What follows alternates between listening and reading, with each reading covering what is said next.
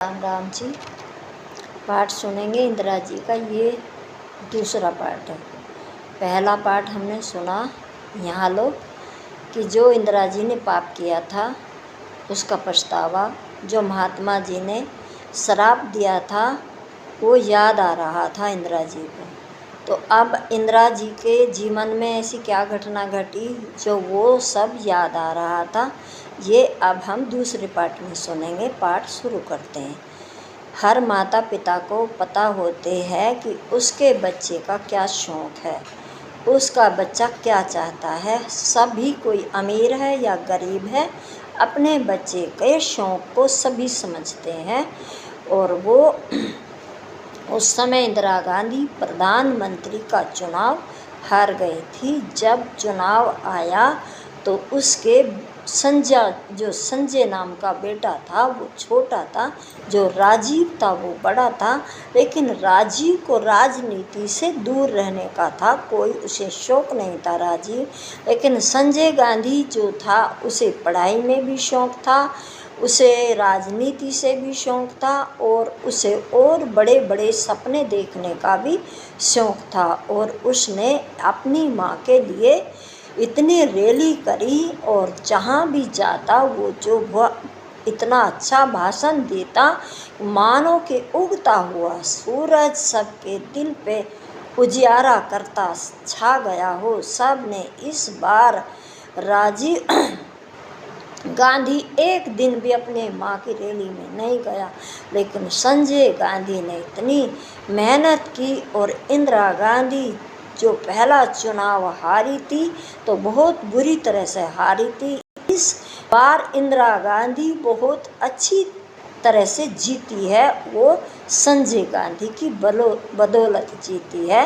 और संजय गांधी अपनी माँ के राजनीति कार्यों में बहुत आगे काम करता था। लेकिन क्या हुआ कि जो संजय गांधी चाहता था वो इंदिरा गांधी नहीं चाहती थी।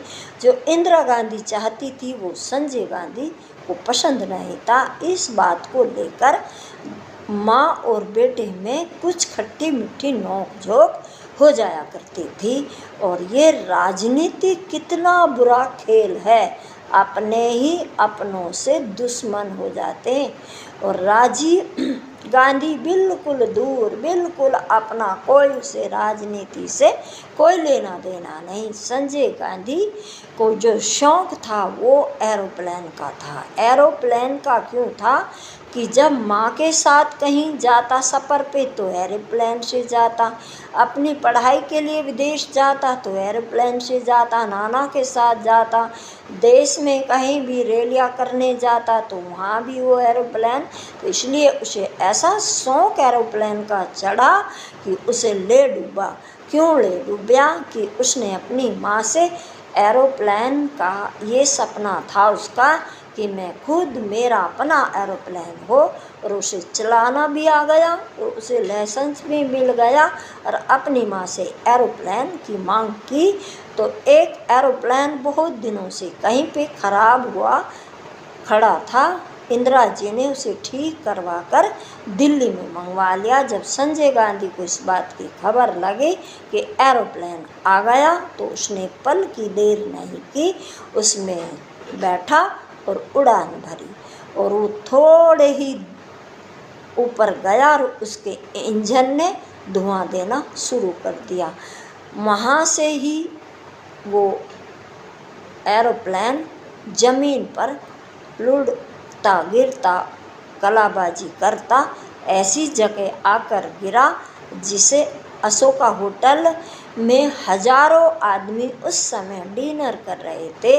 यानी कितने लोगों की मृत्यु होने से बच गई, क्योंकि वो संजय गांधी का जो जहाज़ था वो थोड़ी दूर सफदरजंग दिल्ली हॉस्पिटल जो है उसके करीब जाकर गिरा। और जब उसके गिरने की खबर इंदिरा को दी गई तो इंदिरा ऐसे हो गई मानो कुछ हुआ ही नहीं, मौन हो गई, कुछ बोली नहीं, किसी से कुछ उसके विषय में कोई बात नहीं करी। जब नेता मंत्री गण इस खबर को सुनकर इंदिरा जी से मिलने आए तो इंदिरा जी संजय गांधी की कोई बात नहीं करती, राजनीति, खेल, चुनाव, जो भी फाइल उनकी बातें करती है।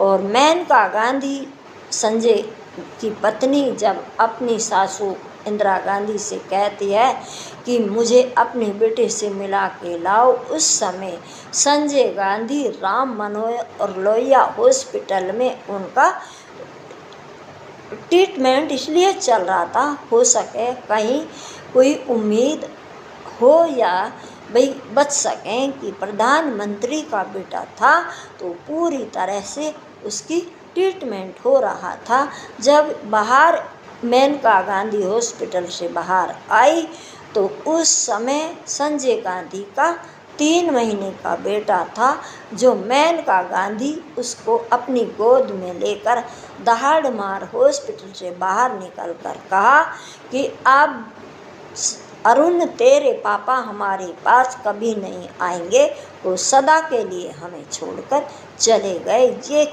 इतने दर्द भरे शब्द मेनका गांधी के इंदिरा गांधी पे कोई असर नहीं हुआ। ये बात देखकर सभी नेतागण वहाँ मौजूद थे, सब ने ये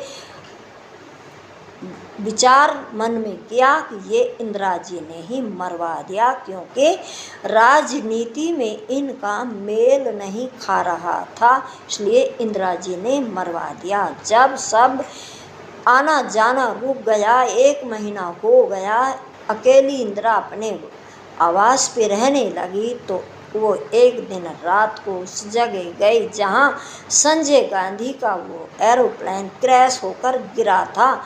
वहाँ इंदिरा जी कुछ ऐसे ढूंढ रही थी मानो इसका यहाँ कुछ खो गया। तब उसने पहली बार संजय का नाम लेकर दहाड़ मारकर रोकर ये कहा था कि मेरी वजह से तेरी मृत्यु हो गई, मैं अपने आप को कभी माफ़ नहीं करूँगी, ना मैं ये खराब जहाज यहाँ मंगवाती और ना ही तू इसमें सफ़र करता। तू मेरे वजह से इस धराधाम को छोड़कर तू हमें बिलखता चला गया। तब इंदिरा गांधी इतनी रोई, कहते हैं उदना के बाद कभी इंदिरा गांधी उस दुख को कभी नहीं भूली। लोगों ने तब भी ये बात कही कि ये संजय गांधी की चाबी और घड़ी ढूंढने के लिए यहाँ आई थी।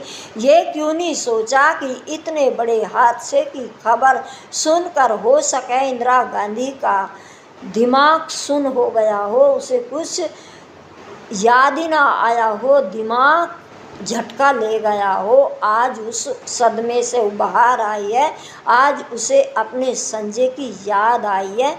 और जिस दिन वो जहाज क्रैश हुआ था वो दिन था संजय गांधी का 1980 23 जून और तिथि थी अष्टमी।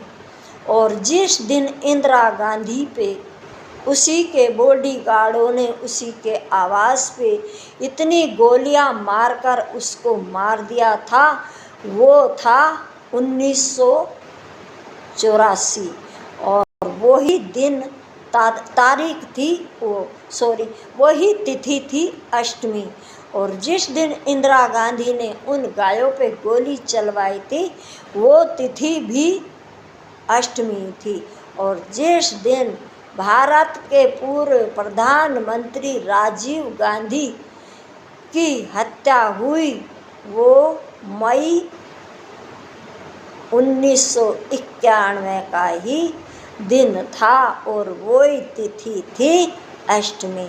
और जब इंदिरा गांधी संजय को 1 महीने बाद अपने आवास पर याद करती थी कि मेरा बेटा चला गया और मेरी गलती से चला गया, तब उस गाय बछड़ों के रंभाट गोलियों की आवाज़ इंदिरा गांधी के कानों में गूंजती थी। उस महात्मा का श्राप इंदिरा गांधी को सुनाई देता था, जिस महात्मा ने कमंडल का जल लेकर इंदिरा को श्राप दिया था, इंदिरा तूने गौ वो का वंश मिटाना चाहा। यदि तू महात्माओं को मरवा देती तो मैं तुझे माफ़ कर देता, लेकिन तूने गौ वंश पे गोली चलवाई है।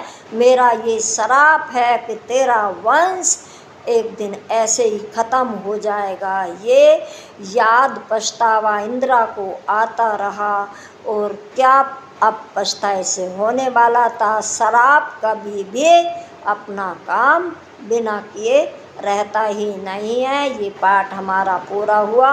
अगला पाठ हम सुनेंगे कि एक घास खोदने वाले घसियारे की गाय ने घास खा ली और उसने उसको मार दिया। उसके मारने से वो घसियारा इतना बड़ा धनवान कैसे हो गया। अगला पाठ जरूर सुने। राधे राधे, जय श्री कृष्ण।